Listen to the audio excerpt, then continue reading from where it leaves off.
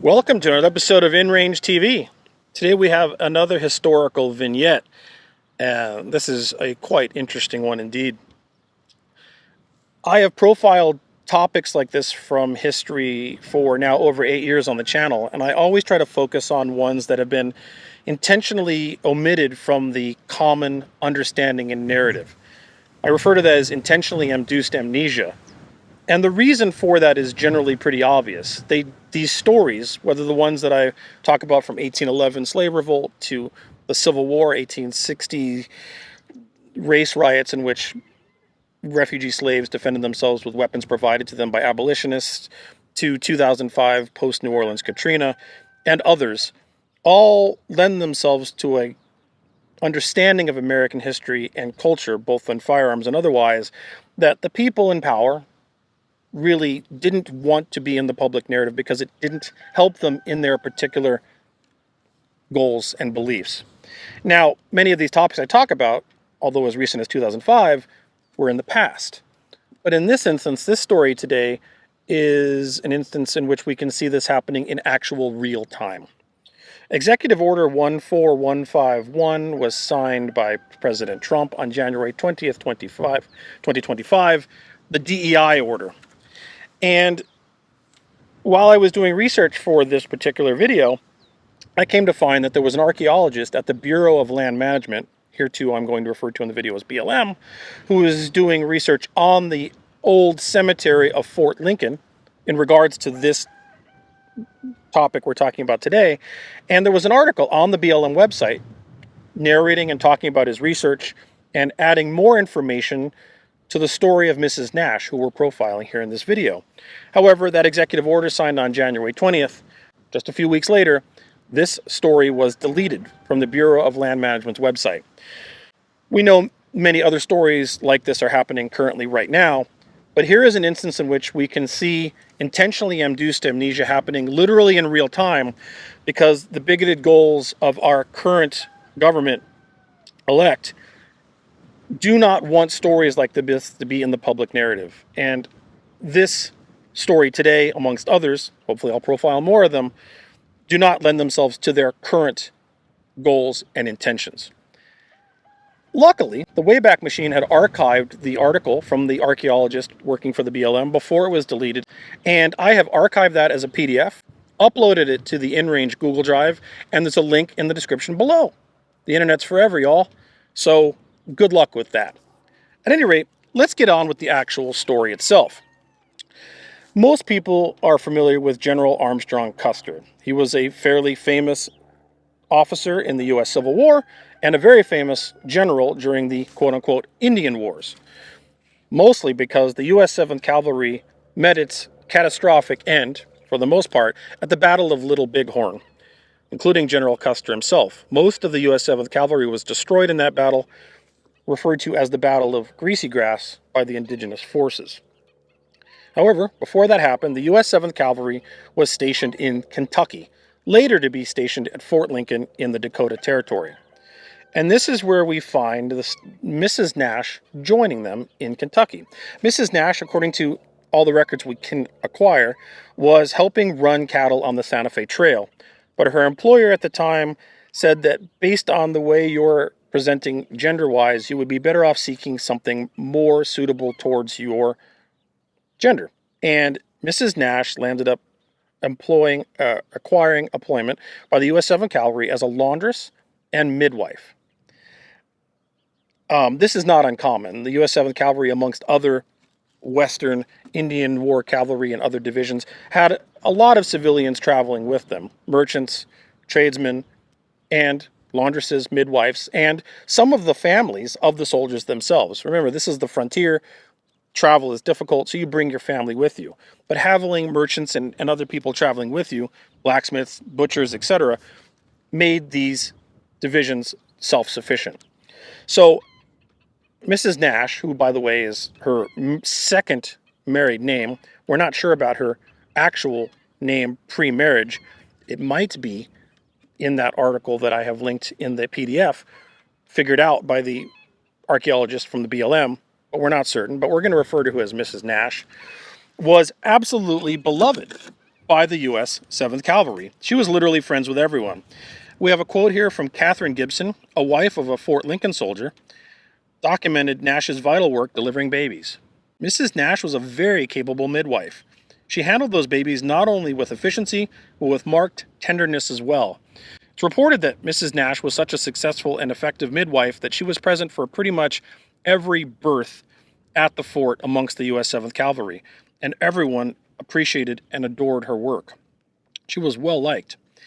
Not only that, she was actually direct friends with General Armstrong Custer himself and his wife Elizabeth, who went by the nickname Libby. Mrs. Custer, Libby, said it about Mrs. Nash, "I considered her a treasure." However, they did note, she does note in her journal, some unique features about Mrs. Nash. She had so coarse and stubborn a beard that her chin had a blue look after shaving, in a marked contrast to her swarthy face.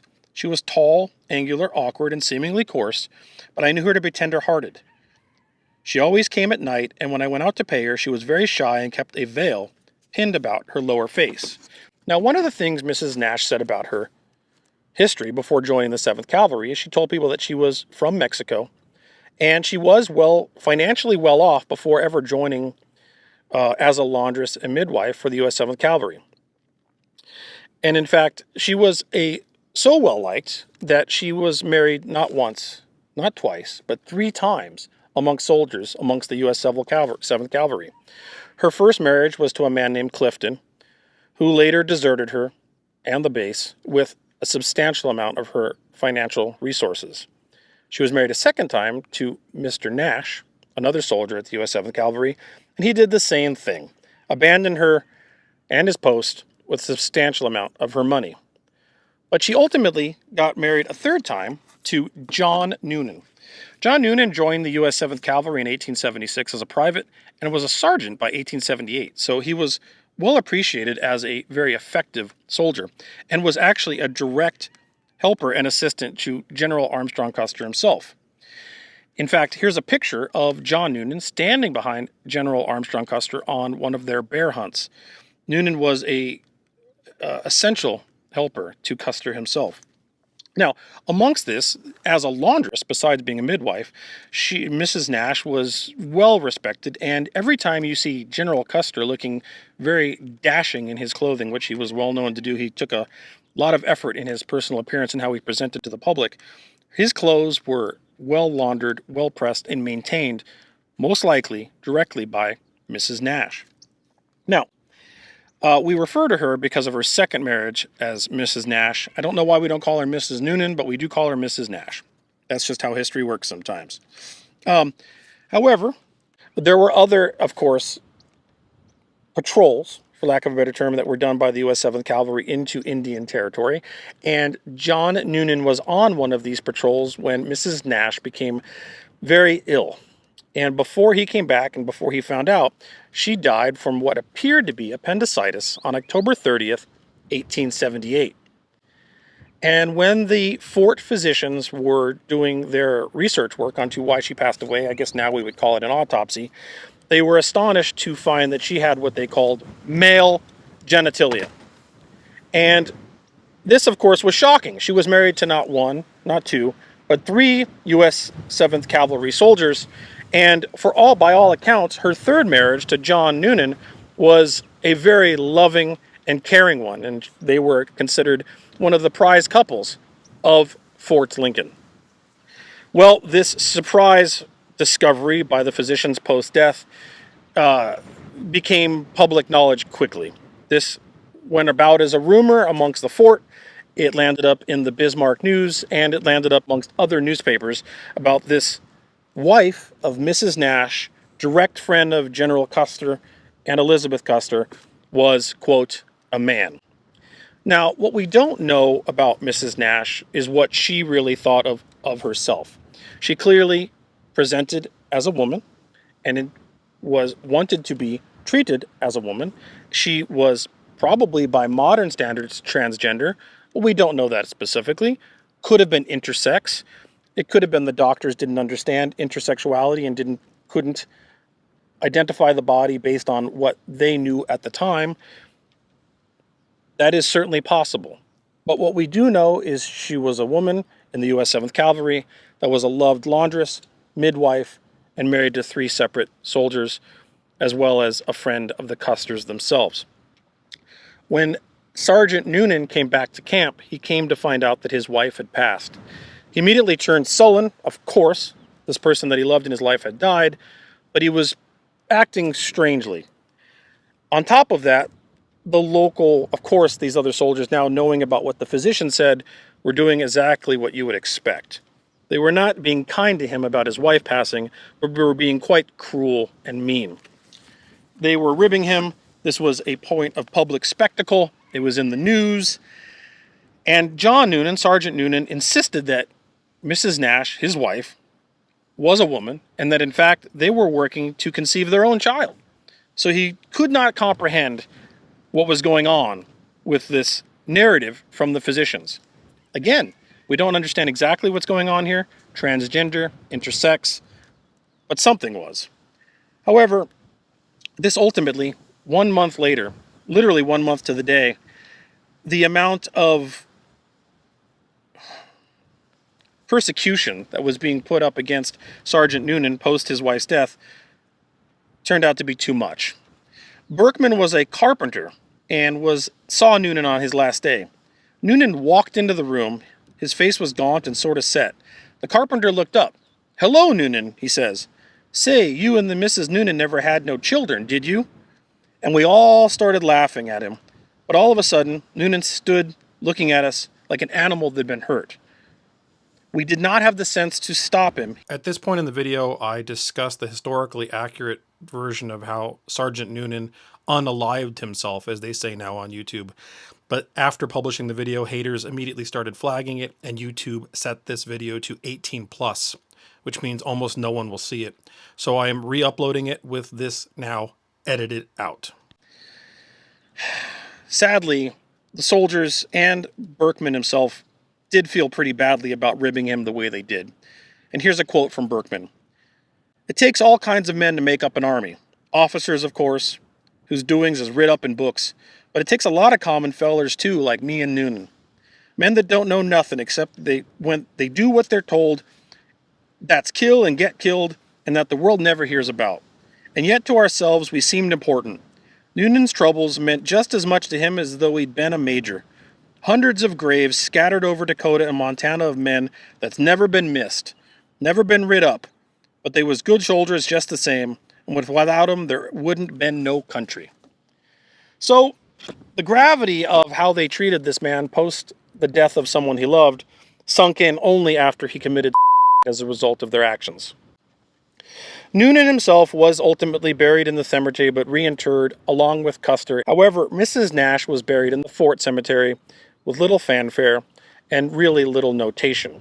And that's why we see this archaeologist from the Bureau of Land Management doing research that's now been deleted by the government off of a government website regarding actual history about an important woman, not only to General Custer himself, to General Custer's wife, to the U.S. 7th Cavalry as a laundress and midwife, but also to Sergeant Noonan, who loved her as the wife she was to him.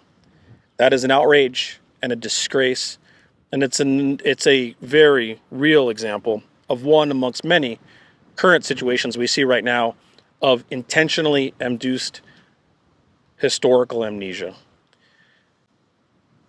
I would like to say that that sort of thing was done in the modern day, but it's really on the rise, and we're seeing it happening right now every day currently in the situation here in the United States. And it's up to us to preserve this history and the memory of these people, the men, these women, their husbands, and the things they went through, because the stories that they represent on the frontier then show us that this has been that these people are part of our society and always have been. They were loved, respected, and treated as part of the family until they found out that they somehow didn't fit in to what their perceived notions were of who they should have been or what they expected them to be. And suddenly, they're reviled. This is a difficult topic to talk about. I may have fumbled my words here and there, and I apologize for that. I had to use notes here because I wanted to get things right, but I also wanted to let you know about this important story.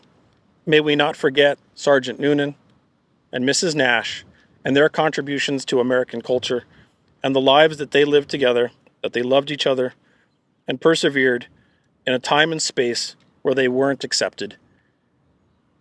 And now, in 2025, we see that happening to them once again. Let's cure that narrative. If you'd like, please share this video, download the archived PDF that I've uploaded to my drive, and let's make sure more people hear about this than ever have. If you like, I don't know if words like, if you appreciate this content, please subscribe, share this with your friends. It's important to me that we get these narratives out to a broader public because it helps us understand the world we really live in and helps us understand more the people around us. If you really like this kind of content and want to help support us continuing doing this sort of work, we are intentionally demonetized on YouTube. I have demonetized my channel. We make no revenue from views on this channel. We are supported by viewers like you via direct support via patreon.com/InRange TV. And I'm thankful for all of you that have helped us do this now for a decade. If you'd like to, patreon.com/InRange TV. Every dollar counts. But more importantly, share this video so that we can remember Sergeant Noonan and his wife, Mrs. Nash, so that they may not be forgotten in a world that's trying to erase them from our history. Thanks for watching.